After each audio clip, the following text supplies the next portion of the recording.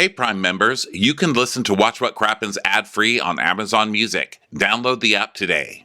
This episode is sponsored by Uber One. We've all used Uber for rides, and I love using Uber Eats for food delivery, okay? Hello. I mean, I kind of live off of it. But have you ever heard about Uber One? Uber One is a membership that helps you save on Uber and Uber Eats. With an Uber One membership, you get exclusive member perks, like up to 10% off Uber Eats and a $0 delivery fee on eligible orders. It just makes sense. I'm always getting Ubers. I'm always doing Uber Eats. This is the perfect sort of membership for me. I use this all the time. Some restaurants charge so much for the delivery fee, and I order a ton of food. I've saved hundreds of dollars using this. One membership to save on Uber and Uber Eats. Join Uber One today. Go to uber.com/Uber1 to learn more. $0 delivery fee and percentage off discount subject to order minimums and participating stores. Taxes and other fees still apply. If you're like me, you can't leave the house without grabbing your favorite pair of sunnies that fit your vibe, whatever the occasion. At Sunglass Hut, you can find every shade of you with a curated summer product selection. Check out the selection that includes a wide range of styles from the biggest brands like Dolce & Gabbana, Versace, Burberry, Ray-Ban, Oakley, and more, plus 12 shades only available at Sunglass Hut. Their personalized services, both online and in-store, expert sales associates, and the latest technology mean you will easily find something perfect to elevate your summer look no matter how indecisive you are, hello, that's me, or how many styles you're after. Oh, and if you need to find a special gift, Sunglass Hut has got you covered with a variety of customization and gift card options. I was just in there the other day. Me too. And it's really cool because I have a very large head and face, and I need huge sunglasses. And I was actually able to go online, and they have a feature where you can actually try the glasses on online. They put them on your face and show you what they'll look like. So, yeah, I went in. I had no idea what I wanted to get. And Victor, the person who helped me, was so helpful to me. And he set up gave me a little tray, and he helped me pick out all the perfect look for me. And I walked out of there with 3 sets of sunglasses. It was wonderful. Go and discover the special selection online at sunglasshut.com or in the store. Your summer look is waiting for you. Watch what crappens.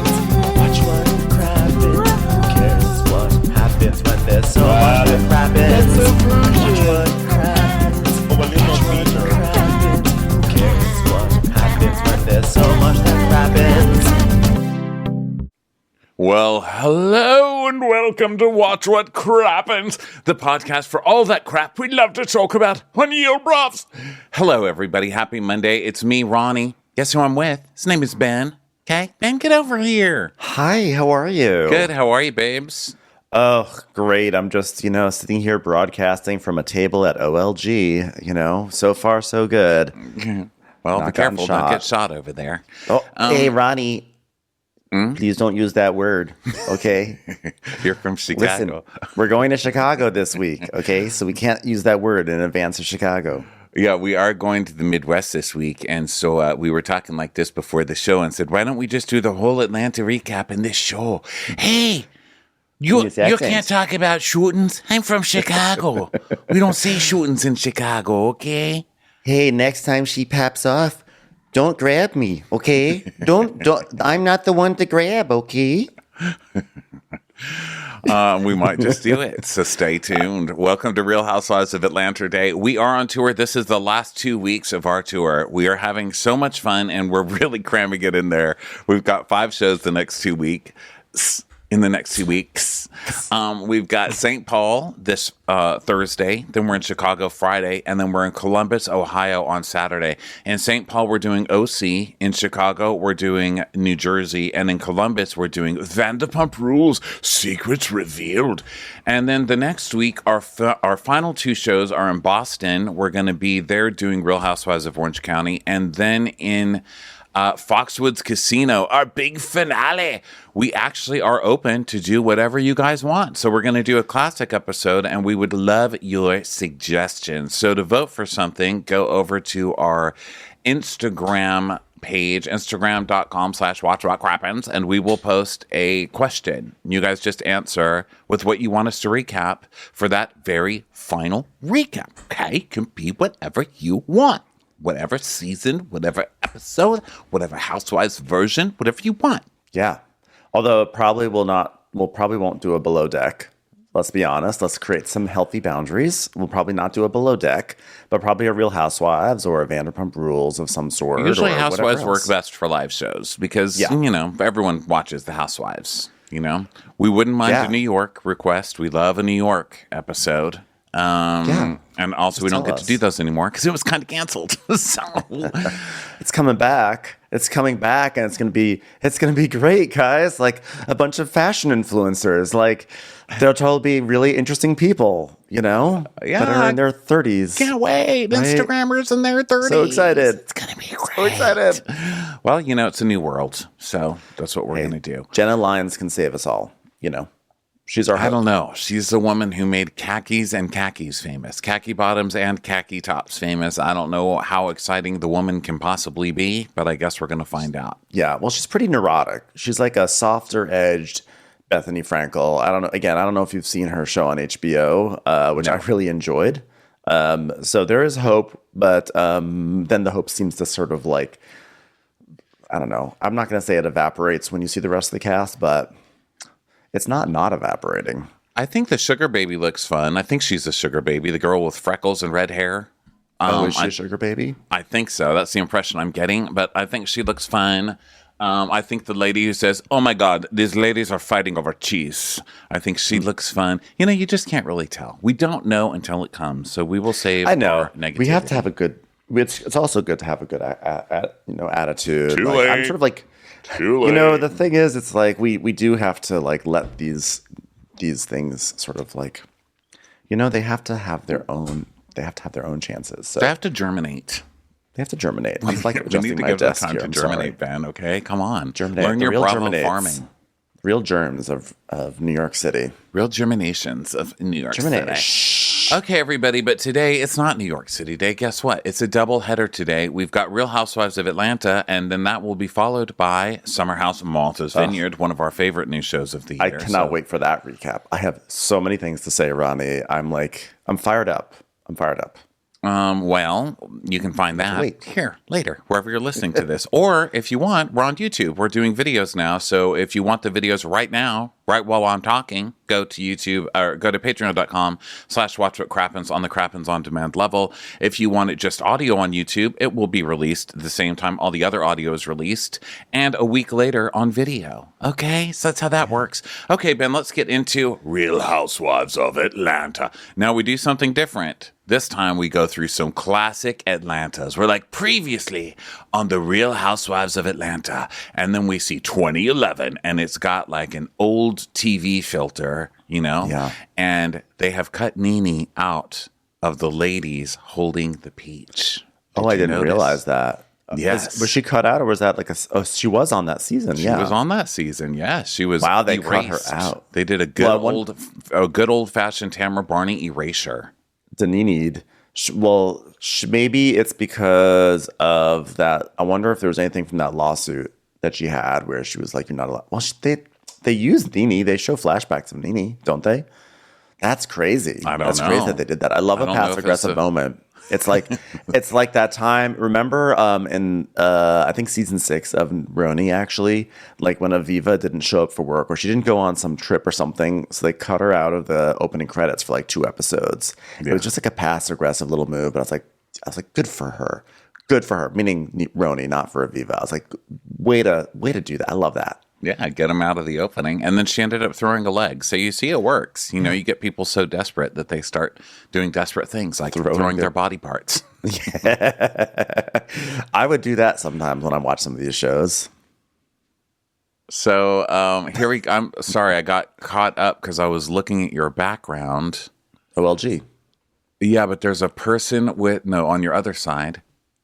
There's a person wearing a jean jacket, and it looks like somebody's standing right behind you. And I got caught looking at that, and I was like, "Who the hell's behind Ben?" It's the creepiest. Quiet, they can hear you. They can hear you, Ronnie. Come on. We're in a restaurant, okay? Keep your voice low. I'm going to say shooting. Let's see if they freak out. Ixnay on the ooting shay. Okay, so we get the previously on Real Housewives of Atlanta, Nene is erased. Guys, I don't know that I would even do that because we see how your show is with Nene erased.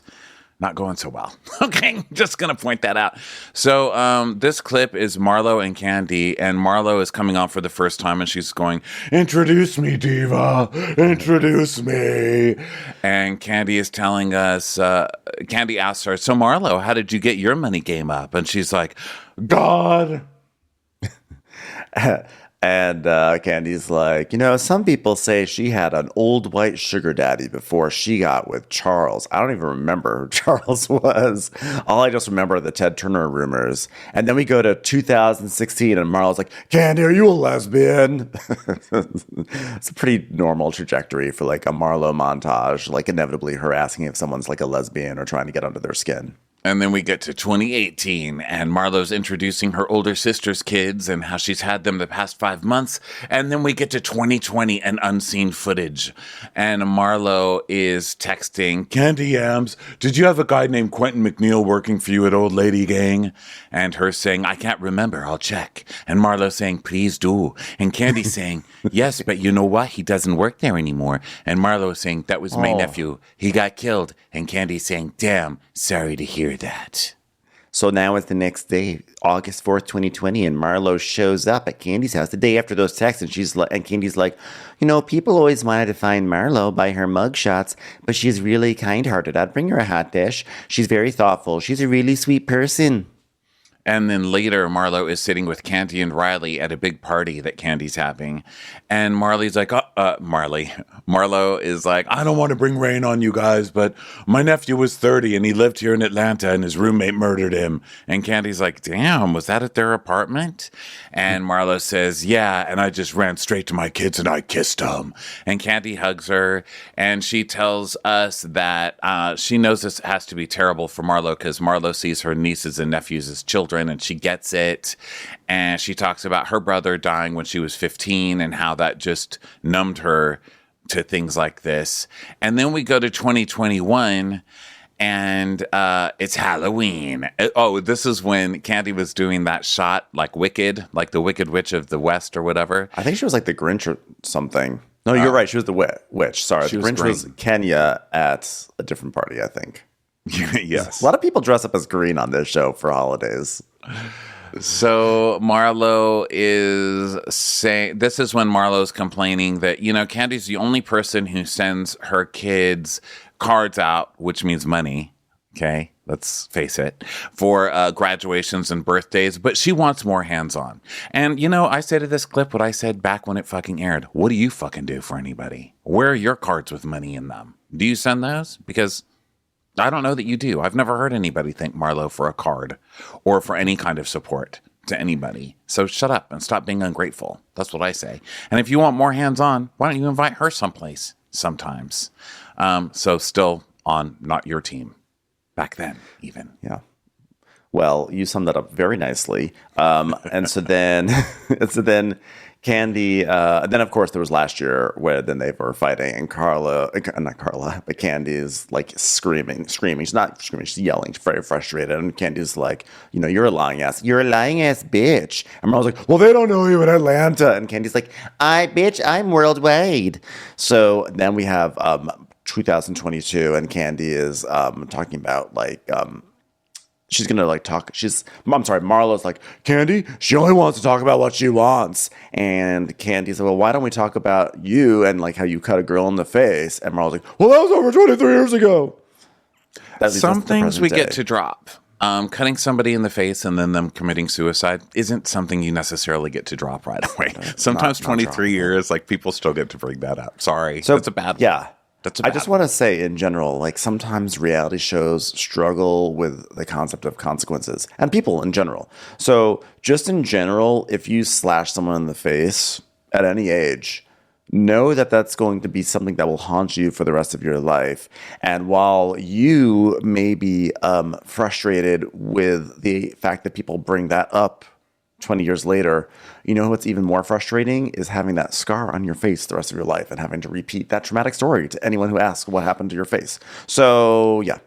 And while I kind of get it, because look, I'm anti-Marlo this whole episode, so why don't I just both sides it for a second? I do get it, you know, like making a mistake, you paid for it, you did your time, and now it's being brought up every time you get in a fight. But you're also fighting horrible fights with people for no reason who did nothing to you. Like you're coming at Kandi, who not only got you a job on this show, but she's kept you involved in the show when nobody else would speak to you. And you're calling her a hoe. You're saying she's fucked everybody to get where she is, that nobody knows who she is. I mean, and somehow now you're trying to drag her into a shooting storyline. You're terrible. Okay. So yeah, when you go that low, I don't think it's uncalled for somebody else to bring up your past. Okay. When you're trying to make up a present that doesn't even exist. She hasn't shown that she's necessarily a much different person, right? Like, I mean, I don't think Marlo's necessarily going to slash someone in the face anymore. So on that front, yes. But in the sense that she, like, you know, she goes for the jugular in terms of not with an actual knife, but like if you want to like put like this idea behind you that you were this like a criminal essentially behind you, you know, one way that anyone can improve that image is to not switch on a dime on your friends and like do sort of craven things just to secure a place on a TV show. So like that's why people I don't think anyone believes that Marlo would necessarily, you know, be violent like that anymore. But people definitely do throw it in her face over and over again because she's also shown that she's perfectly happy throwing anyone's most sensitive part of their lives in their face. I mean, look at the way she comes for Kenya all the time, like throwing it in Kenya's face that her mom abandoned her. Okay, say what you will about Kenya, but that's like a horrific thing for someone to be raised with that. And Marlo just goes to that well over and over again. So like, Marlo, this is why it gets thrown in your face back again, you know? Yeah, you go low and you expect everybody else to go higher all the time, and that's not going to happen all the time. Okay. So then we go to titles, and now we're at Bar Vegan. Sounds fun. Sounds like a fun place. So we're there, and Marlo's in her like Jackie O jacket, you know, and she's with her friend employees, Justin and Ty, and let's see, what are they? Yeah, I write down like every single little line, but basically they just sit down and start chatting. And she tells us, they're my boyfriend, my girlfriend, my mom, and my dad. And since I got custody, they became my village. I was like, well, that's fitting because, you know, they tax you as well because they're paid. So, yeah. So there's just some kind of like uninteresting patter about dating, clearly setting up some of Marlo's scenes for the rest of the season when she's not with the rest of the group. She's like, oh, I'm nervous about dating, you know, like Michael and William get all my attention now, and like, you know, like I really need a guy to like help me balance it all out, you know. And Ty is telling her like, hey, don't like listen, you can't have any, you know, expectations. Dating is just like, don't think too hard about it. It's just like adult time away from the children. But Marlo's very virginal and wallflowery, you know? She's like, but what if he touches my butt or something? Hello? Touching your butt is how your house was built, okay? Do what you know, you know? So then she starts talking about Courtney and how she's going to have a good vibes party for everyone, which is hilarious. Coming from Courtney. Yeah. And Drew has been running her mouth to Kenya in Birmingham. And so she's like, the story got told totally different than what happened, you know, because at Drew's concert, someone just mentioned the incident. And then Kandi gave the bitch this look like, don't you dare talk about my business. And then I said, what are you talking about? The shooting? Are you talking about the shooting? So, Marlo's like, you know, you can't talk about this, you can't talk about that. Like, Kandi, you can't like pick and choose like and use this platform as like an advertisement for all your businesses, but like not talk about things, you know, which is really what this is all about. By the way, this entire episode, this entire fight is not about flowers not being sent to Quentin. It's about Marlo being frustrated that people tiptoe around Kandi, and yet when it comes to Marlo, they're like very happy just to like throw shit in her face. Yeah, but Marlo, it's because you come after people all the time. Nobody has come for you first. Right. You can't name one person who's come for you. I mean, maybe Kenya. I mean, I don't even know. That's been going on for so long that I don't even know who came for who first. But in general, Marlo gets upset because no one's coming for Kandi. Kandi's not coming for anybody. Like, the only time Kandi fights with anybody is when she's defending herself. Now, as far as Kandi only using this to advertise her business and her iCal, yes, we're with you on that, obviously. Yeah. It's annoying. But you do too. Your whole season last season was about Le Archive. You shot there all the time. You had your stupid party there, which is a business literally only renting one size of clothing. So if you can, why can't everybody else? Now, as long as we're both siding a little bit, that being said, with everything that we have just talked about, like, there is a part of me that has some empathy for Marlo, because I see her as someone who can't get out of her own way, and she's like trying and she can't. Like, she doesn't realize how much shit that she starts, and doesn't give her a pass that she does do it. But I do, in a weird way, I do feel bad that she's like, I'm trying to like evolve past this. And every time I try to evolve, people keep just like saying, oh, remember that thing you did 23 years ago? Whereas Kandi, like, she, like, no, everyone wants to be respectful to her. But like you said, she did, like, she's reaping what she's sowing, right? But I understand that frustration of like, hey, I'm trying to like, I've got a business too, but Kandi gets to put all her businesses up, and I try to put my business, and like, you guys make fun of it, and they talk about how I slashed someone in the face. So I understand why she's frustrated, and that like, I sort of empathize with her, just putting myself in her boots. But what she doesn't realize though, and she will never get beyond this until she realizes her role in starting so much shit that people don't want to give her that chance. So I guess I'm really saying two things at once, which is really helpful to podcast audiences, but I'm just telling you what's in my mind. Here's what I'm saying. Marlo sucks, and she's a fucking user, and she wants to sit up here and complain about Kandi using her business while complaining that Kandi's basically not giving her and her family enough money, which is what this episode is about. Too. So fuck Marlo. Yeah, by the way, like, you're not like, you either ask for the flowers and also say, by the way, your business is great, or you just say fuck her flowers and go after the businesses. But you can't do both. You can't have your hand out while you're like biting the hand that feeds you. You know what I mean? Like, you can't do both. It's too much involving hands. But maybe Marlo might say, I'm not asking for flowers. I'm frustrated that she's creating this whole rosy image of her business, and the truth is she's acting like she's a community leader and bringing people together, but she wouldn't even send flowers to one of her employees' funerals or ex-employees' funerals. But it wasn't, which is slightly different. Oh yeah, that was her employee. Yes, yeah. I'm so sorry. I almost got that mistaken from a later fight. Never mind. I strike that. Okay, let's just move on, because I think one thing I think we can definitely say is that what I feel like what is on Marlo's mind and what she's upset about is very different than her, like, what actually comes out of her mouth. I feel like she does a really bad job of speaking really what's bothering her. And so it comes off in all these different things, like there weren't flowers, and there was a shooting, and you can't say this, and she's using it for average. It's like she's like all over the place.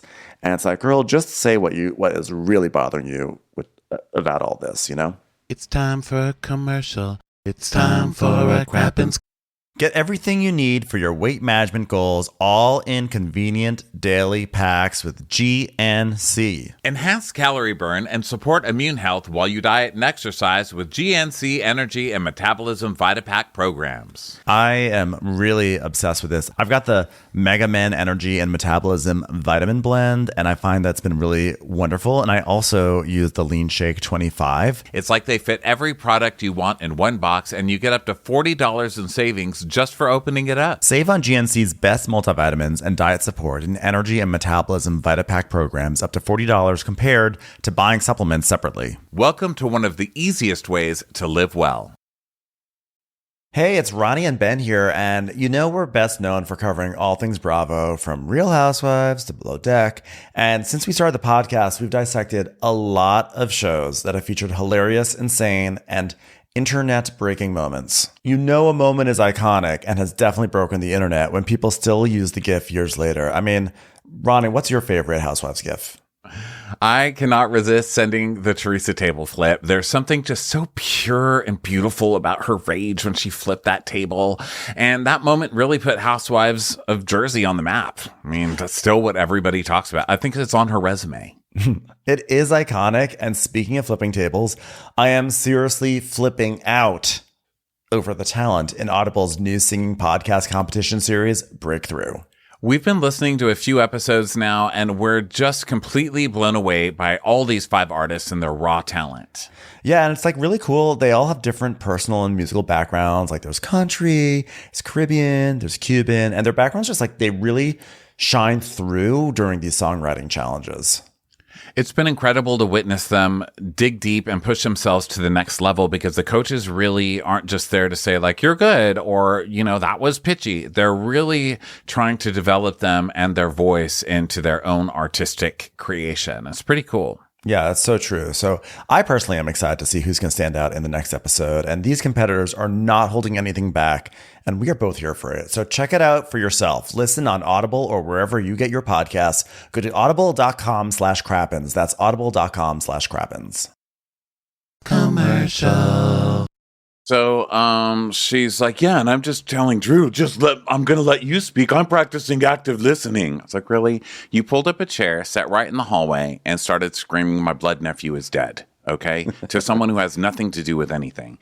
So she's like, you know, what's crazy is I don't even know what made me say it, but it's the shooting and then Kandi not acknowledging the shooting. And Justin's like, well, what did your sister think about that? And she's like, you know, my sister was just so shocked that Kandi didn't do anything when Quentin passed. You're using your dead nephew as a storyline to fight with somebody. Right. This is so gross. I can't. This is so gross to me. Yeah, exactly. And it's just like that's why this show really is in trouble because it's just like gross, man. Just scraping. It's like between this and like the never-ending parade of on-screen graphics and silliness. It's just like terrible. So Marlo's like, it's like, you know, he didn't get shot at a restaurant. I didn't even know that was. I didn't know it was bothering me. Still, I love this like recovered trauma that she's feeling. I mean, it is trauma, but like all of a sudden, oh, I just remembered. So Ty is just like, well, go have a fun, cute girls' day. You know, let's do that. Yay, I don't want to talk about this anymore. You dragged me to this vegan restaurant to talk about this shit. This is bad for your branding. Yeah. So she's saying that Kandi was just skipping over it like it was irrelevant. And then we go, which by the way wasn't what she was skipping over that was irrelevant. Wasn't that that was a different shooting, not this shooting. Kandi's skipping over this shooting like it's this most recent shooting at the restaurant like it's irrelevant because she doesn't want to talk about it on camera.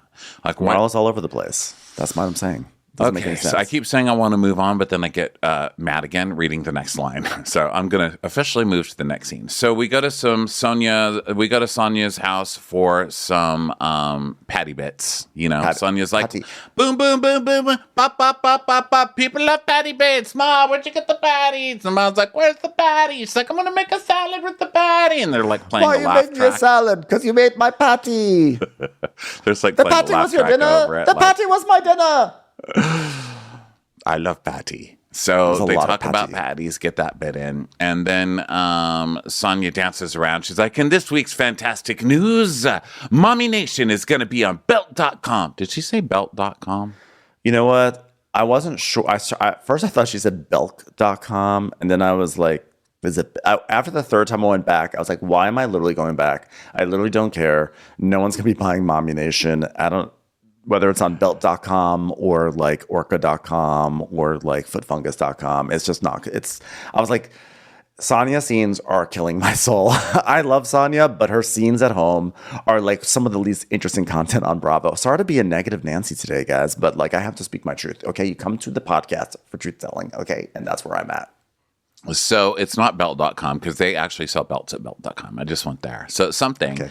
And she's like, Bell, whatever it is an online brand that reaches 17 million people a month. Okay. And they asked for our merch. So, you know, the internet generally reaches billions. So I think as long as you're on there, you're doing great. You know, biggest store in the world, guys. Biggest store we're on there, by the way. We have a deal with the internet. Yeah. Dun. Yeah. Well, yeah. So she's selling. Her shirts are being sold on a larger platform, which is very exciting. And then Sonya's talking. She brings up like what she told her sister or her family about what Ross said, which is Ross was like, I kind of want the house back. No more family members. And so then Sherry, the sister, is like, yeah, I was shocked to hear that because I feel like the one who benefits the most from the setup is you. And Sonya's like, she's like, I'm not making any money from this. I'm literally raising your children and you're complaining. And by the way, your husband's never even here. He lives in a different city. So yeah, think about that. And Sonya's like, I know he's supposed to be making me pregnant. I mean, we've already missed 4 cycles. I mean, how's this supposed to work? Like, Sonya. Okay, now I like Ross. Ross seems great. But I recommend, Sonya, you go back and you look at other seasons of any reality show. And I think you might want to start asking some questions about Ross. Also, this is a fake storyline, this whole, we want to have another baby. It's just like the oldest fake storyline in the Housewives playbook. Like, Sonya doesn't care about anything but her brand deals, okay? She's not looking to have another baby. I don't believe it. No, and like, I'm sorry, this scene, it's just like, why are we supposed to care about if her sister stays in the house or not? Like, I literally, like, what stakes do we have as an audience in this? Bravo, why are you doing this to us? Can't we, like, I would be more interested in watching Sonya go to a pottery class and be like, oh, let's see how her pottery turns out this week. And, like, every week, she tries to make a vase. And by the end of the season, she makes a nice vase. I would, like, be into that journey. But sitting here watching her talk to her sister, I don't, maybe this is supposed to be relatable for people who have families that live in their homes. But she's just going on about, like, oh, the sister has to leave. And then I don't care about your child care, I have to say. So skip FF. Just this gets an official FF from me. Sorry, thank you. So then Kenya pulls up to her new building, which is under construction, for Kenya More Hair Care. It's a hair spa. So she shows up in a hard hat with Akilah. And Akilah's like, oh my God, take your hat off, girl. I can barely see you with that hat on. Like, who are you? Are you a person or are you a hat? Like, I don't even know. Where are we? Where are we? What kind of place wears yellow hats, girl? This just in, Akilah has been killed by a brick that fell on her head. Oh, that's too bad.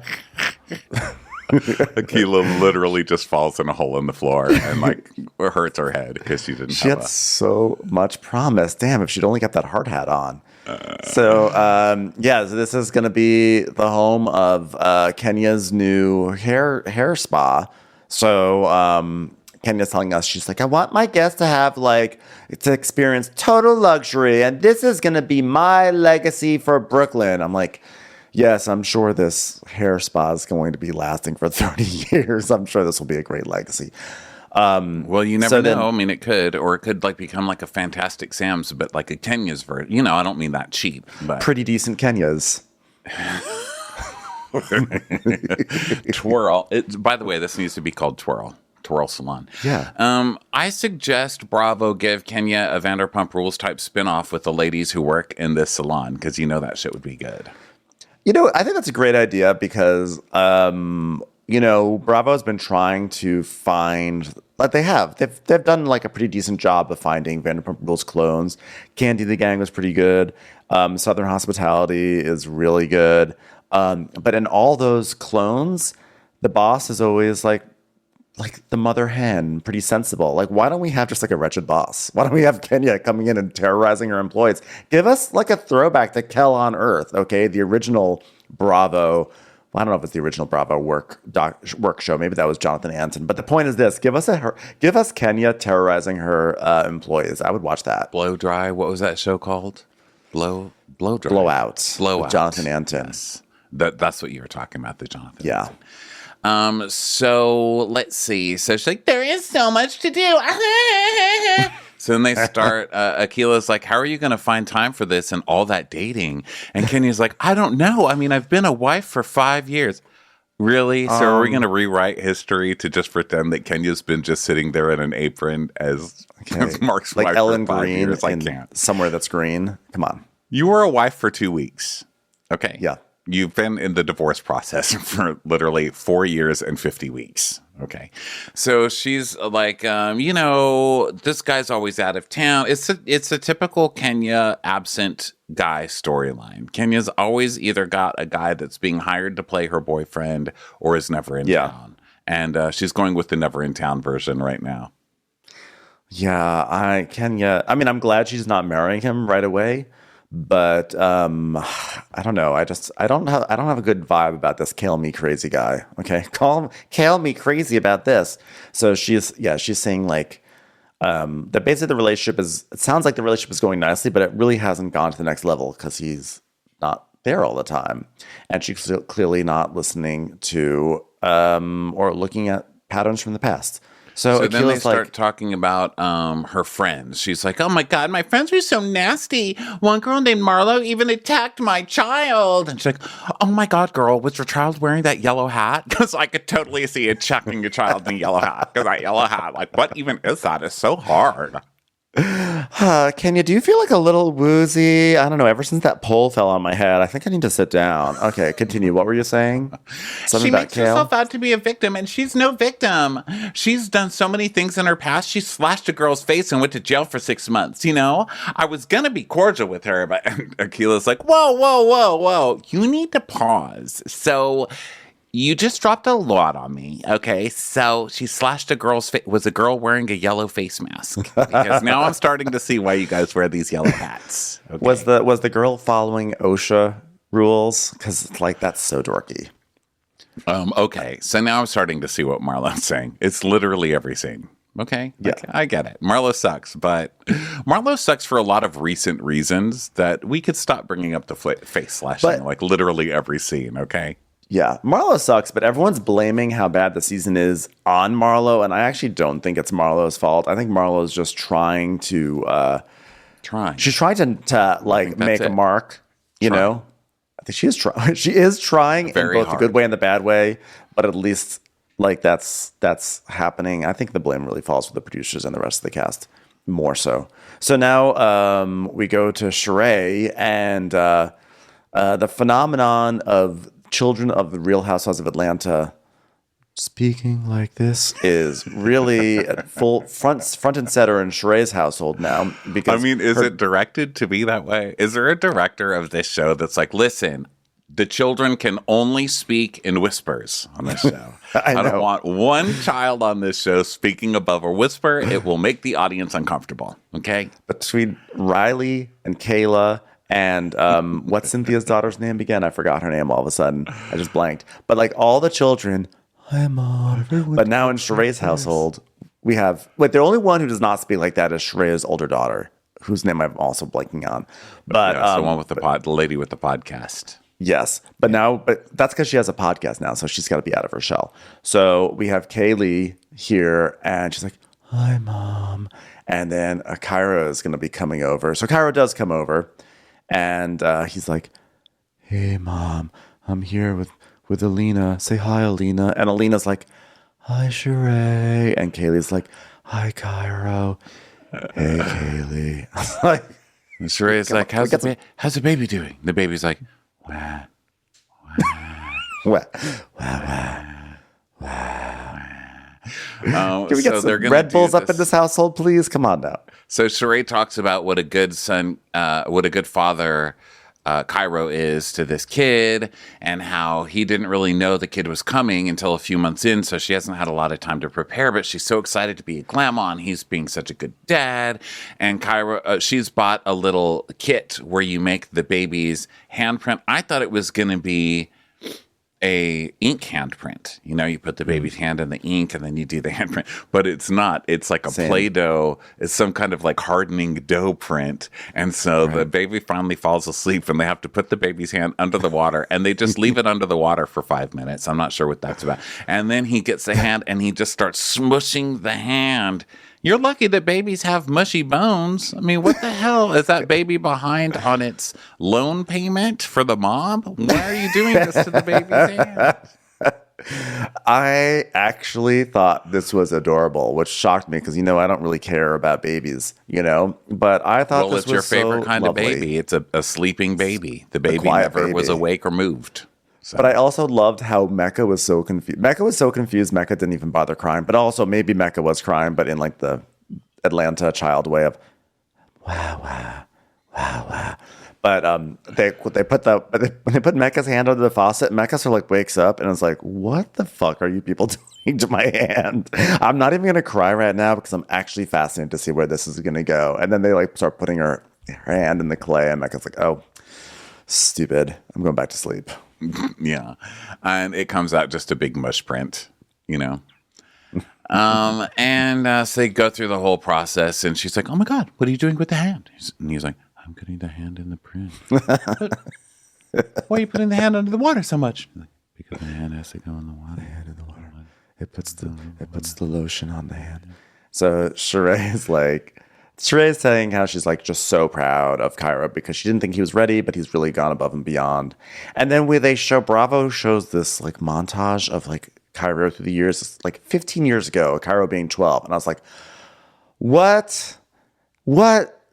First of all, this show, I can't believe that we've been tracking Cairo for 15 years. That's crazy. But I can't, first also that he was really like, creepy, I'm, by the way. Yeah, but it's crazy. I cannot believe how much time has passed and how like seeing him as a 12-year-old, it kind of blew my mind. Yeah.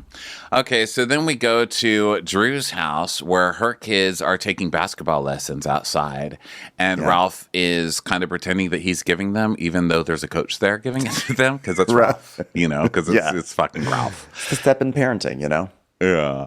And Drew's like, "Be careful, Ralph. I don't need another patient." He's like, "Baby, I'm like Iron, baby. All right, I'm like Iron Man." She goes, "Oh, please, you get sick just like everybody else. And like, even when I get surgery, like you have to have competition surgery." He's like, "I never had surgery."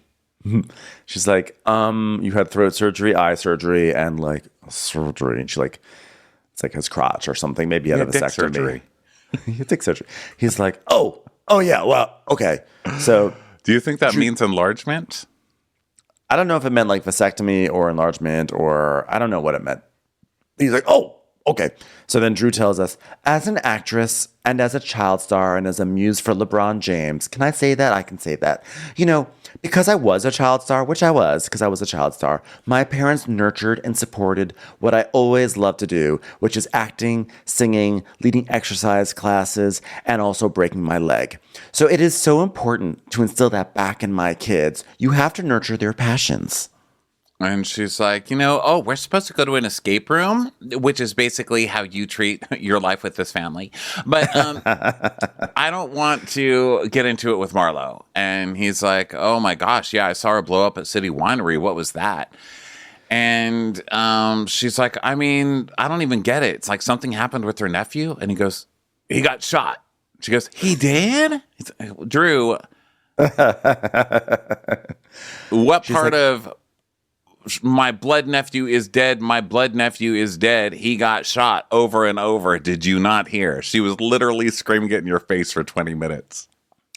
Well, I'm from Chicago, and you don't use that word, okay? Because when you say it, you're promoting that type of behavior, and you have to be sensitive. I'm just checking in and making sure her family's okay. And Marla thought I was like, like letting her slide, and then keep saying that her cousin or nephew or whatever got like killed, and he used to work at Blaze, and Kandi didn't reach out and give her flowers. I don't know, but like, I just don't want to promote that kind of behavior with my words. Yeah, it's weird. I'm not really sure about this whole saying shooting promotes shooting. Okay. How about on key? How about you just walk around your house and start just saying on key over and over again and hoping that promotion works for your voice. Okay. Because you're going to need it. So Drew is like, "Well, it's unfortunate that she can't just say you hurt me and they can't even talk. I mean, she didn't even try to like have a dinner for her on top of a dry cleaners or anything. I mean, that would have at least shown some effort."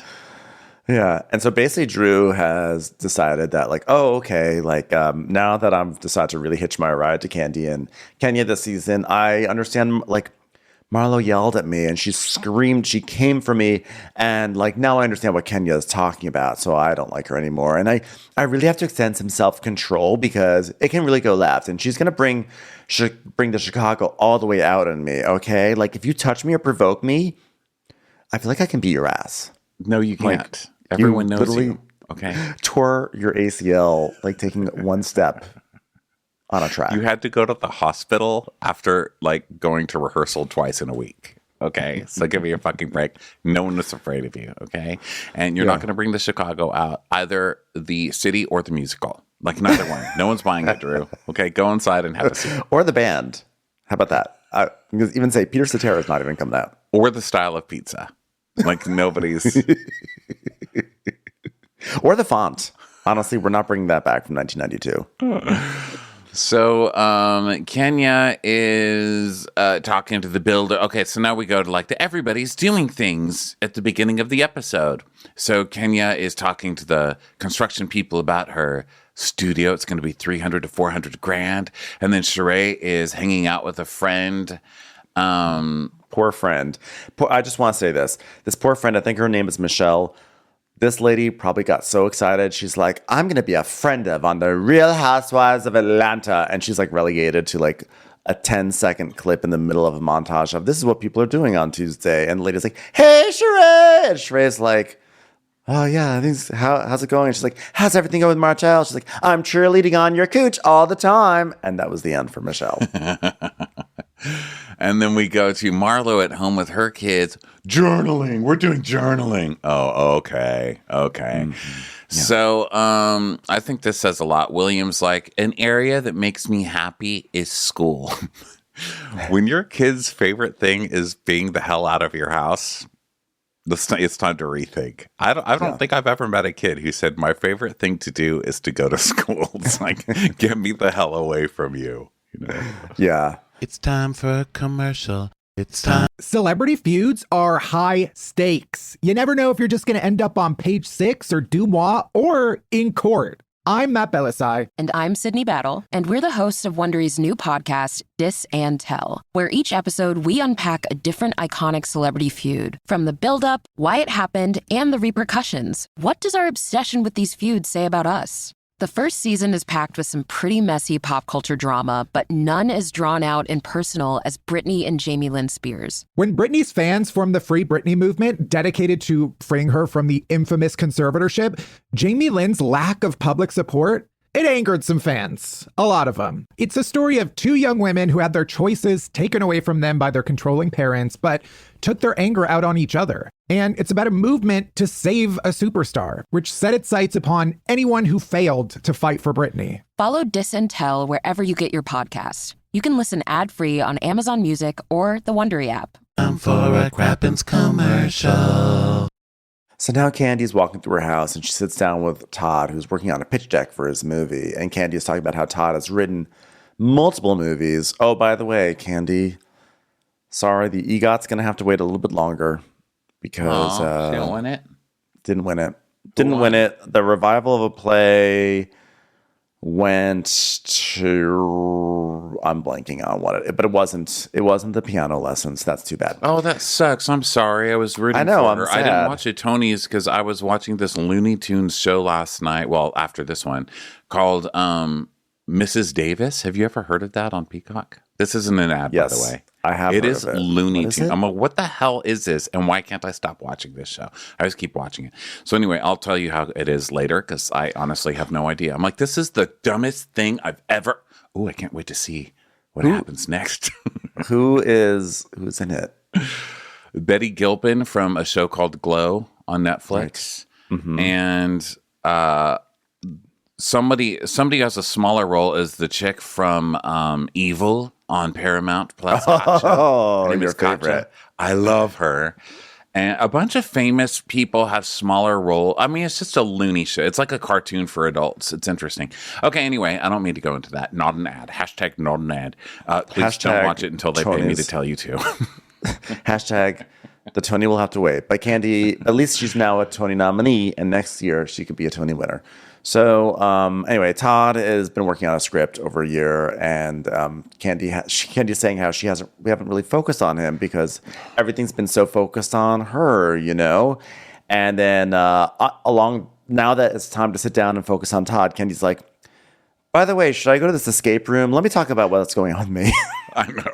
She can't do it. You can't date a star and then expect that star to make you the star. You are the supporting role, okay? You married as the supporting role. You're still going to be the supporting role, okay? It's just not in the star to give you that light. Stars don't work the spotlight. Spotlight operators do. And that's your job, okay? So once you figure out how you can turn the spotlight on yourself, which, by the way, it's literally impossible because spotlights are too big to put on yourself. You'll burn out your retinas. Okay. So good luck engaging with that literal version of the metaphor. So Kandi is basically saying how she's like, oh, well, you know what? I got invited to go to an escape room and I don't want to go. Because, hello, I'm not going to use my branding of my band on a room. Okay, I didn't approve that. Yeah, guess what? I'm not going to go to an escape room unless Escape gets top billing at that escape room. Okay, I want it to be Escape in escape room. So she also says, like, especially because Courtney arranges, and then they show this shot of like Courtney's face comes zooming forward, like the bat signal in the old Batman show, and you just hear her voice, her laugh. So then Kenya, she calls Kenya to see what to wear. And Kenya's hanging out with Shami at some kid's party. And so they're talking about this Courtney thing. And Kenya's like, she never even put my name on the text. Which sounds like Courtney was being shitty, but you know that Kenya won't allow Courtney to know her phone number as well. Because that's very Kenya. Yeah, that sounds about right. And Kandi is just saying like that how like Moneta had to tell them all about it. And apparently there's going to be like a blast of paint at the end if they don't get out in time. So they're all like, ugh. Which, by the way, I think that's a very fair response. Like, oh, it's an escape room and you might also get blasted with paint like you're on Big Brother. Like, that's a big pass from me, a huge pass. You know where I'll escape from? Like, I'll go into my bedroom and I'll sit there for 59 minutes and then I'll walk out the door and be like, I did it. I escaped my bedroom. I did an escape room with my friends once, and it was so depressing to realize, like, not only am I stupid, like, I always think, okay, my friends are all more educated than me, they're all brighter than me, and I've learned to accept that and be okay with it. Yeah, not in this case. God damn, we were all equally stupid. It just depressed me. I was like, this is the best any of us can do as far as friends. We're all morons. Yeah, I did an escape room once, and I found I did a virtual one during the pandemic too, which was also not great. But like I did an escape room, and I was like, guys, okay, whenever you find what looks like if you find something that it looks like a clue, put it in this pile, and if you find something that like you've already looked through, put it in this pile so we know not to waste time looking do it again. And then like everyone disregarded my wonderful plan for organization during the escape room. And I was like, fine, I have no voice in this escape room. Escape rooms suck. I don't want to do this anymore. Yeah. And I haven't done one since. Yeah. So there's like an escape room type of person. I'm not an escape room type of person. Unless I'm in church or somewhere like that. Well, also, by the way, there's always that person who just says, like, there's just always one person who just says, do this, do that, do this, do that. And it's like, what's the point? Like, now I'm just here pretending there's like a zombie trying to attack me in the stupid escape room. I don't want to do it anymore. I don't like them. I hear you. So then Kenya, of course, is like, well, they could have at least given us information about this stupid thing. I mean, Courtney did tell her new little friends. Oh, by the way, Drew said Marlo cornered her saying there was an incident with someone who worked for you, one of her nephews, something like that. I think she was screaming up in a hallway, my blood nephew is dead, something like that. And Kenya's like, what? And she goes, yeah, I didn't get the full details, but he ended up passing, I guess. And Candy's like, well, I do remember something about one of her family members that had worked for me, but it had nothing to do with us or anyone that worked for us. And she's like, well, she's claiming she brought it up and you didn't even send flowers or anything. I mean, where was the hot dish on that one, Can? Come on. Candy's like, what? And Kenya's like, yeah, she's been out there, she was out there laughing with me, kikiing, and she never mentioned that. That was Kandi who said that. And Candy's like, you know what? I think that Marlo is just trying to amp up an already negative situation that's happened to one of my family members to tear down my business, lying ass bitch. Okay, all right, good talking to you. Bye, Kenya. Bye.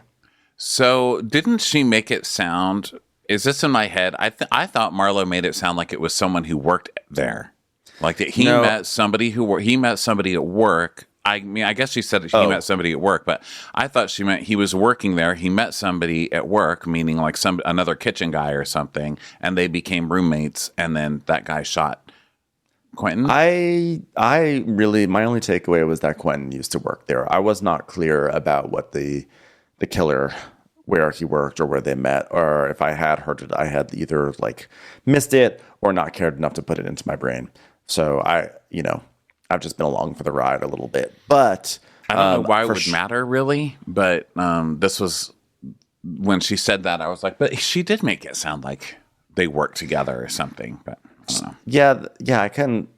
I feel like there've been so many iterations of the story, and especially because there's like a parallel story of another shooting at Blaze that I'm just my brain can't. I can't. We've had a lot of reunions this week, and I just between Carla, Lindsay, Teresa and Melissa, and Ariana and Sandoval and Raquel, just the finer details about this scandal, I have not really been able to hold on to.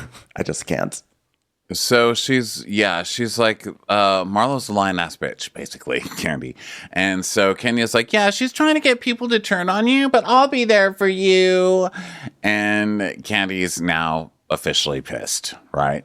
So then we go to beat the bomb, and there's laser lights, and funness abounds. It's like that kind of place you walk into. They're like, make it look as fun as possible. Which when I walk into those places, I'm like, oh my god, please fucking kill. I can't. I don't want to be in here. I know. Please get me out of here. It's taking me back to a time like eight or 9 years ago. I've not thought about this since then, but like when my friends and I went and did laser tag in Sherman Oaks, and like my friends were like, let's do laser tag. It'll be like a fun event. I was like, sure. By the way, these are the same friends that I did the escape room with. I would of also course. like to I'm telling you, there's a specific kind of person, and that's what they do. They're like, they make their friends do shit like that. So of course it's the same friend. Yeah, and we had to put on these vests, and we had the little laser tag things, and it was like Saturday night at 8:30. So I thought it would be like fun adults thing. It was like all these children and us. And I kept on getting killed. My little thing was like, you're dead, you're dead, you're dead. I was like, all these fucking little kids shooting me. So then I just started shooting the little kids because they were easy targets because my score was so low. Every time we came out, like the leaderboard was always like Ben was at the bottom. So I finally just started taking out the 4-year-olds with my lasers. And my score went up.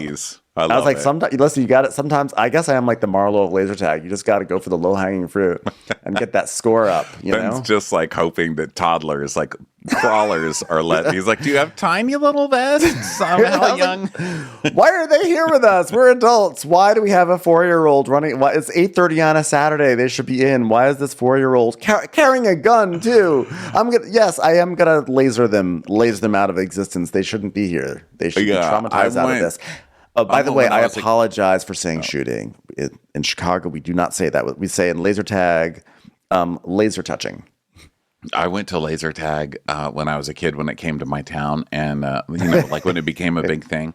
And I was so excited to go. And they made it look like Space Mountain. Like everything's futuristic, and we were so excited to go in there, and we waited in line forever. And then I walk in and I'm ready. I'm like looking through because I'd played duck hunt and stuff like that as a kid. So I'm like looking through the little aimer. I'm like, I'm going to kill at this.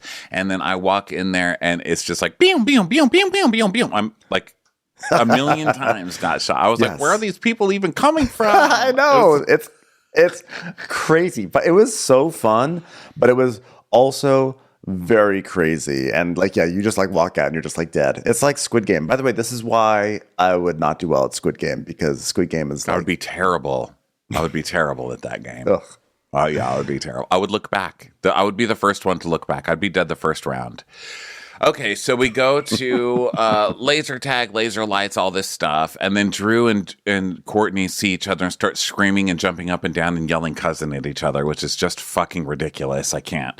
So then Drew's like, I miss you. I haven't seen you in forever. They have like a fake little talk. But isn't it that Courtney is Ralph's cousin? So Drew's just like claiming cousin-in-lawness. Cousin now, right? by marriage or whatever. Yeah. They've known each other 5 minutes, Drew and Courtney, which is so funny. It's like, oh my God, how's my cousin doing? So then Marlo shows up and Courtney squeals.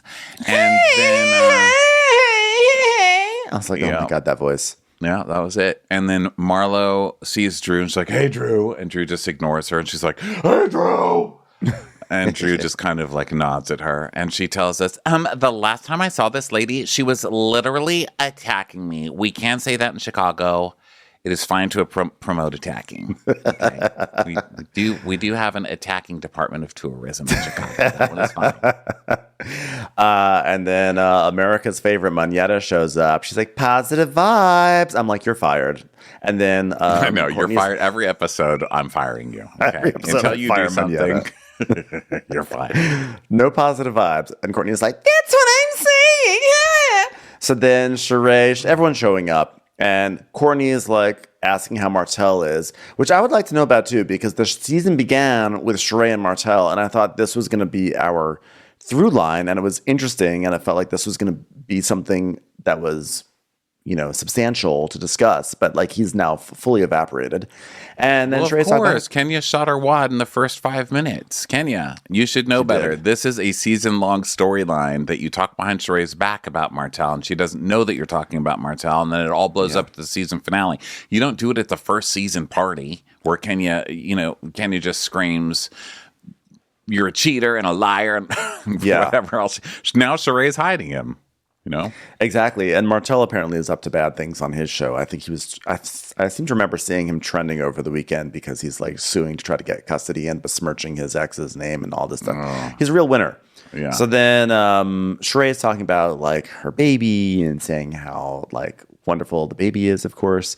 And then Kandi shows up and she's just in no mood.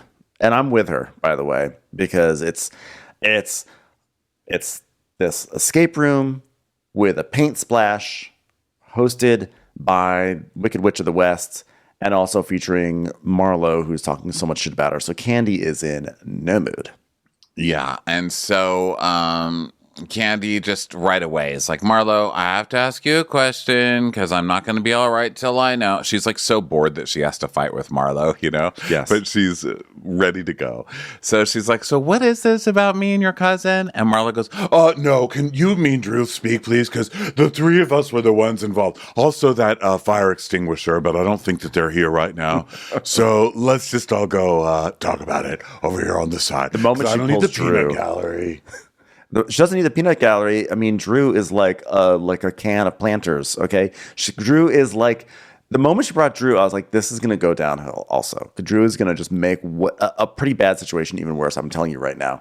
So Marlo she's like, well, whatever energy she gives me, I'm going to give it to her back. Like, she gives me Taurus energy, I'm going to give her Aquarius energy. I was like, well, technically that's not giving the same energy back, but that's fine. So Marlo she's like, well, Kandi, I want to know first, like, what did you hear? So Kandi, her voice is already doing the shaky thing. She's like, well, something about you were upset with me and like something about I didn't send you flowers for your cousin or something like that. So then Marlo goes in her whole, well, remember at the event I asked you about the shooting at Lady Gang? And Drew said, Old Lady Gang, sorry, Lady Gang is a podcast. Hi, Lady Gang. And Drew said incident instead. And then the other time I was talking, it's Marlo / the girl. Marlo's a felon. Marlo's a whore. Well, everyone's so direct when it's something about me. So I came up to Drew and I said, when it comes up to me, no one should have coaxed anything. It's just said slashed face. So then Drew got upset with something I said. And I said, I got upset and I stood up and I yelled, just shut up, because my nephew got shot and then he used to work at Candy's place. Okay, but still, none of this makes sense because everyone is bringing up something that you did in your past. You're not bringing up something that Kandi did in her past. You're bringing up some random thing that happened at her restaurant that has nothing to do with her. That is not Candy's past. People are using your past against you, and you're using something that somebody else did to somebody else against Kandi. It makes no fucking sense. Yeah, well, she just feels like things are unfair. That's like Marlo's thing. She really has big reactions when she feels like things are unfair. She feels like it's unfair that they give Kandi respect of that Drew gives Kandi the respect of not speaking out loud on camera like the ugly truth of something that happened at her business. Whereas when it comes to Marlo, it's like whatever. They're happy to just like shit on her. But again, that's one of Marlo's crimes, and this is not one of Candy's crimes. So agreed. It's different. I'm just saying why. Yeah, like this is probably why I think she's reacting. Whether it's logical, that's a whole. I mean, nothing's ever logical. I think with she has Marlo. nothing to do. She has no storyline, and she just wants to fight with Kandi, and she's going to do it even if Kandi gives her nothing to fight with. She's going to go as low as she can and use her nephew's death to do it, and that's gross. I think that too. Because I think she knows there's scuttlebutt. There's been scuttlebutt for 2 years that Kandi is never really herself, and then like bring Phaedra back, yada yada yada. So Marlo has read that, and she's like, "This is gonna be my way in," but this is not the best way to do it. So Marlo's like, "Remember 2 years ago when I was sitting in your house, like while Riley was packing for college?" And Kandi's like, "Well, yeah, you sent me a text." And Marlo's like, "Yeah, but also at your house while you were like packing, I came to you and I was like so emotional. But then like when I brought it up to you, like you didn't want to deal with it." I'm like, "What are you talking about? She hugged you. She was empathetic. She probably was like, oh, I did not realize this is what we're talking about today. Okay, sure. Okay, fine." And then Candy gets pissed, and she's like, "Wait a minute, why would I not want to deal with it? What does that mean?" And Marlo's like, "Hold on, you're fast talking. Can I finish? Can I finish?"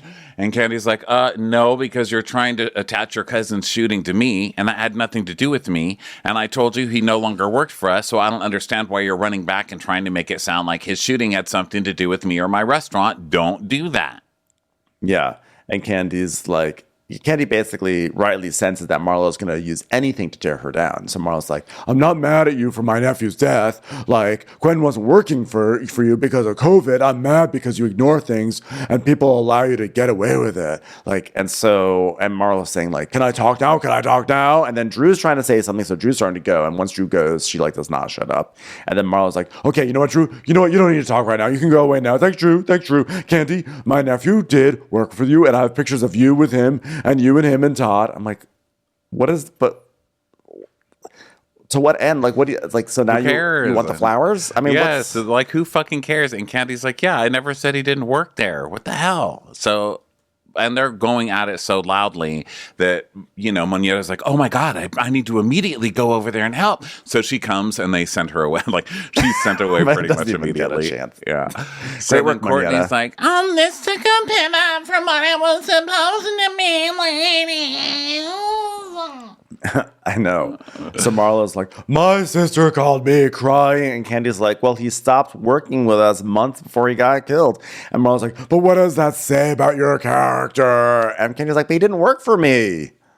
What does it say about your character that you're using this on a national TV show to try and get some fucking spot? That's what it says about your character. And she's like, "Kandi, you brings up things for me from 23 years ago. And my nephew who used to work at your restaurant got shot by a guy he met at your restaurant." So she is trying to tie it to Candy's fault because it was somebody from her restaurant. And she has to Candy's like, choose a lane about what this argument's about. But go on. Yeah, so Candy's like, "That's not true." And she's like, "Yeah, I met him at your restaurant." Okay, so if you met him at the bus stop, would you be yelling at the Greyhound right now? The fuck are you talking about? Yes. If I were running, yes. Yes, she would. So, by the way, this is a conversation that you like take Kandi out to lunch and say, "You know what? I realize I'm still harboring some resentment or some feelings about a situation. I want to share it with you." That's how you do it. You don't go to like the escape room, So, or wait for it to come back to you at the escape room, even more so. Or bring it to everybody else to start this whole thing and to turn everybody in the cast against her and on your side. So, I mean, she's just so transparent. I mean, it's almost... So Marlo starts backtracking because Candy's like, "Well, I don't like whoever this was didn't work for me." And Marlo's like, "Well, I never said he worked there. I never said he worked there." And then she's like, "I have pictures." She's again doing the thing about the pictures. And Candy's like, "No one ever said he didn't work there. What I'm trying to tell you is this." And then Courtney's watching. And so, Courtney's now trying to save her night. So she turns to Sonia and she's like, "So, Sonia, how was everything going with you and the kids? How's everything?" And Sonia's like, "Excuse me, it's sort of hard for me to focus. I'm trying to listen in on a conversation." I have very boring conversations at my home. Yeah, Sonia's like, "Here's the update. Beef patties." Okay, I'm listening, so shut up. So then we go to Kandi, and Candy's popping off now. And Marlo's like, "Well, don't you yell at me."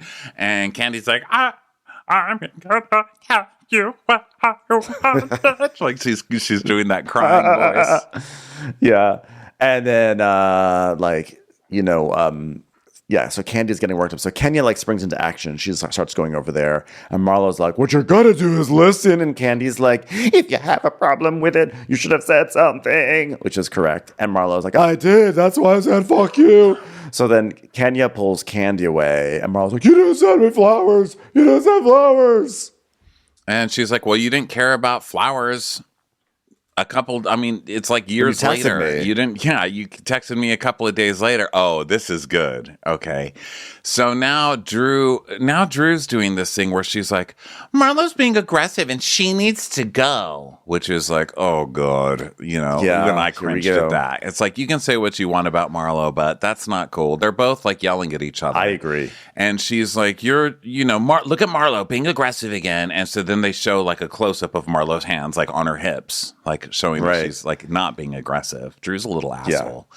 And Candy's like, I'm telling you right now, if she pops off, do not grab me. And she's like, I'm a fucking adult. Like, she's a fake ass bitch. Candy is, she is seeing red. She is furious right now. And Marlo's like, your character is old. Go cry now. Just go ahead and cry. And Candy's like, only reason I'm crying is because I can't choke you, a bitch. And Marlo's like, go cry, baby. Can't confront Candy. She runs away. Her character is awful. She's a cold dish. She's got a cold dish character. And so Candy leaves, and Marlo's screaming that when Drew said incident, I said my nephew was shot, bitch, and I didn't even know what's bothering me. Oh my God. So then outside in the parking lot, Candy's with Kenya and Drew and Manietta, and Candy's like, she's like, before we talk about some situations that happen in my restaurant, let's talk about you and your shit. The way you sliced that woman's face, let's talk about that. And then 2 years ago, it cuts to footage of 2 years ago, Candy saying like, people want to define Marlo by her mugshots, but she's really a kind-hearted person. She's really sweet. Yeah, I think that one was from like 12 years ago, that one. And then Candy's like, yeah, I'm sick of her trying to come to y'all and rally you against me. And Drew's like, listen, when was this? 2020? Because we've been around each other for a long time and she's never said anything about it. And Kenya's saying, because it's not real. It's Marlo. And so Candy reads the whole text back that we've all heard a million times, this text exchange with Marlo saying, hey, Candy Yams, did you know Quentin? And this and that.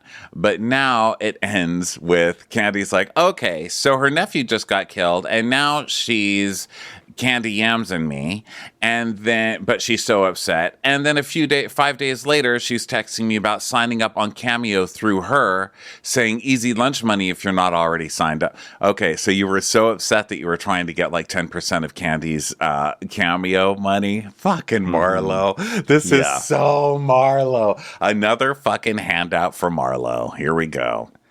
Yeah, exactly. So then meanwhile, inside, Sonya's like upset because she's like, why does the conversation have to always go there? And Marlo's like, you know why? Because it's Candy Burst. You always have to put her in the best light. She never wants to be revealed by anything that's negative. And then meanwhile, outside, Kenya's like, she doesn't have any character. Her character went out the window and she slashed all those people's faces. Ha ha ha.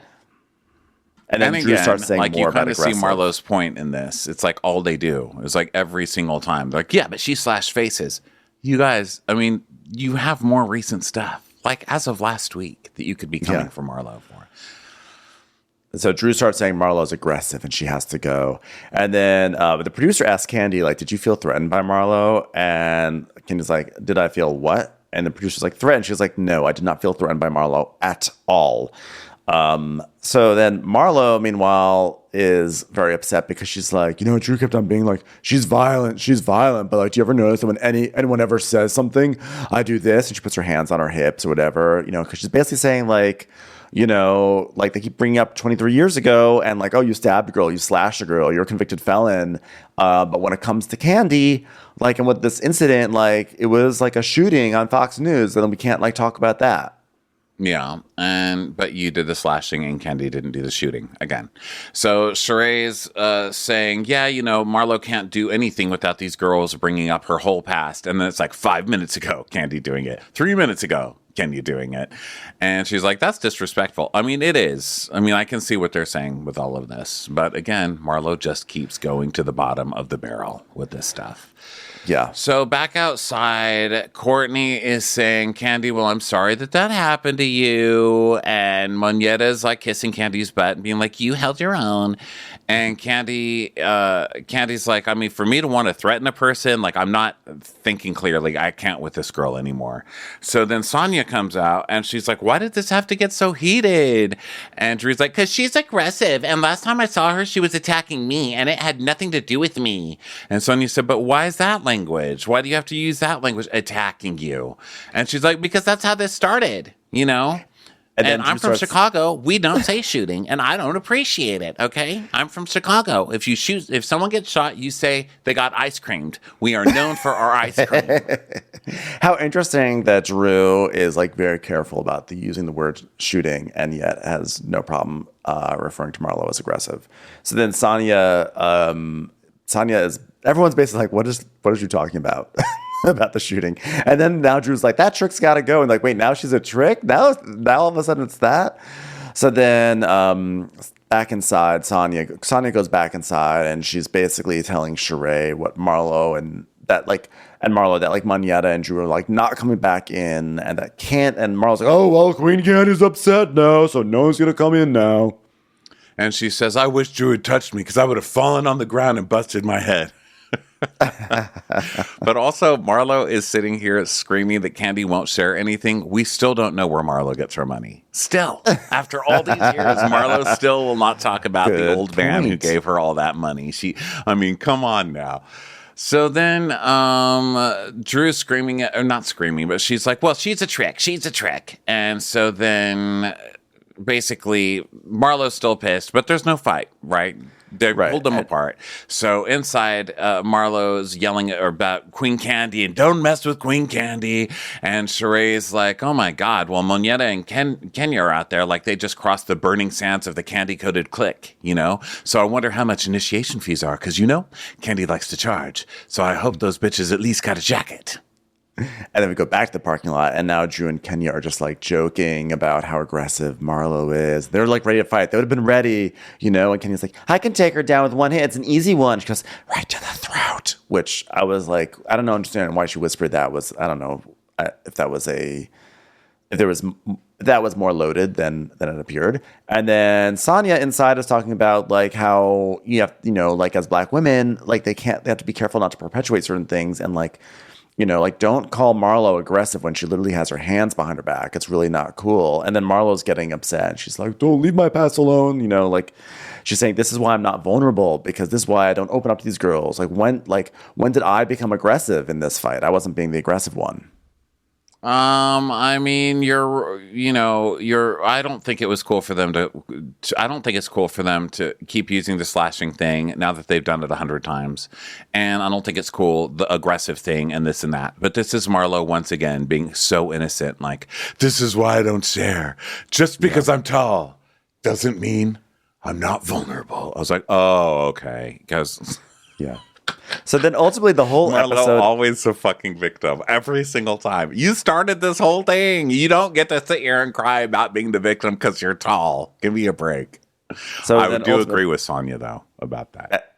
So ultimately the episode does end with the remaining 4 girls going in and doing the escape room and doing really badly and getting paint splattered on their faces while the credits rolling. It was sort of a strange escape room finale montage. But hey, maybe it was like probably a thing like, okay, you can shoot at the beat the bomb, but you have to show what we do. So they got it in there. Anyway, that was the episode. Thank you everyone for being here. Thanks for everyone who's watching. And we're going to be back later with some Summer House Martha's Vineyard. Bye, everyone. Bye, everybody. Watch What Crappens would like to thank its premium sponsors. Ain't no thing like Allison King. Ashley Savoni, she don't take no baloney. She's not just a Sheila, she's a Daniela. Itchels. Aaron McNicholas, she don't miss no trickolas. She's never scary. It's the Green Fairy. Jamie, she has no last namey. Hava Nagila Weber. Sip some scotch with Jessica Trotch. She's a little bit loony, Junie. She's always supplying. It's Kelly Ryan. Kristen the Piston Anderson. You're never alone with Lacey Monteleone. Let's give a kisserino to Lisa Lino. Megan Berg. You can't have a burger without the Berg. Ruru LaRue. The Bay Area Betches. Betches. And our super premium sponsors. Somebody get us 10 cc's of Betsy MD. We're taking the gold with Brenda Silva. Let's get real with Caitlin O'Neill. Don't get salty with Christine Pepper. Can't have a meal without the Emily Sides. Nobody holds a candle to Jamie Kendall. She's not harsh. She's Jill Hirsch. My favorite Murdo, Karen McMurdo. We love him madly. It's Kyle Pod Shadley. Let's go on a bender with Lauren Fender. We want to hang with Liz Lang. The incredible edible Matthews sisters. Nancy Cease and Desisto. Give him hell, Miss Noel. She's the queen bee. It's Sarah Lemke. Shannon, out of a cannon, Anthony. Let's take off with Tamla Plain. She ain't no shrinking Violet Kuchar. We love you guys. Hey, Prime members, you can listen to Watch or Crappens ad-free on Amazon Music. Download the Amazon Music app today. Or you can listen ad-free with Wondery Plus in Apple Podcasts. Before you go, tell us about yourself by completing a short survey at Wondery.com/survey. Raising kids can be one of the greatest rewards of a parent's life. But come on, some days parenting is unbearable. I Love My Kid, But is a new parenting podcast from Wondery that shares a refreshingly honest and insightful take on parenting. Hosted by myself, Megan Gailey, Chris Garcia, and Kurt Braunohler, we will be your resident not-so-expert experts. Each week, we'll share a parenting story that'll have you laughing, nodding, and thinking, oh yeah, I have absolutely been there. We'll talk about what went right and wrong. What would we do differently? And the next time you step on yet another stray Lego in the middle of the night, you'll feel less alone. So if you like to laugh with us as we talk about the hardest job in the world, listen to I Love My Kid, but wherever you get your podcasts. You can listen ad-free on the Amazon Music or Wondery app.